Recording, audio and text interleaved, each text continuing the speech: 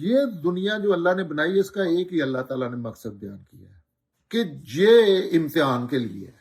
اور امتحان جو ہے نا آپ بھی کسی کا کریں گے نا، تو جو اللہ تعالیٰ اس دنیا میں کر رہے ہیں اس کے بغیر کسی کا امتحان ہو ہی نہیں سکتا۔ امتحان کن چیزوں کا کرنا ہے؟ مثلا اگر تو الجبرا کا کرنا ہوتا تو اللہ تعالیٰ پہاڑے لکھ دیتے، یا مختلف کلیے آپ کو کہتے کہ پہلے مشقیں کراتے پھر وہ ان کو حل کرنے کا نہیں۔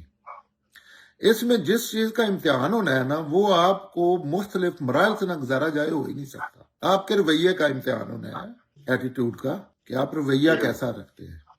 تو اس رویے میں اللہ تعالیٰ نے ساری انفارمیشن دے کے کبھی آپ کو اللہ تعالیٰ کرش کر رہے ہوتے ہیں۔ یہ سکیم کا ایسا نہیں کہ اللہ تعالیٰ نے بطور خاص آپ کو پکڑا ہے اور آپ کو انہوں نے اللہ تعالیٰ نے ڈنڈے مارنے شروع کر دیے ہیں یا مروانے شروع کر دیے،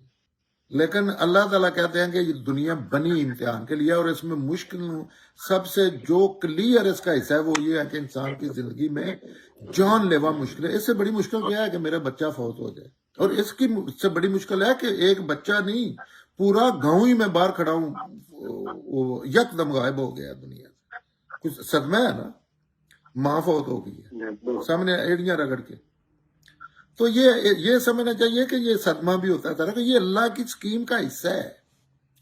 اللہ دو چیزوں میں زیادہ آزما رہے ہوتے ہیں کہ انسان کو زیادہ دے کے نا نعمتیں، وہ بھی اسی لیول کا امتحان ہوتا ہے، تو وہ بندے کا شکر آزما رہے ہوتے ہیں کہ شکر گزار بندہ بنتا ہے میرا، اور سختیاں دے کے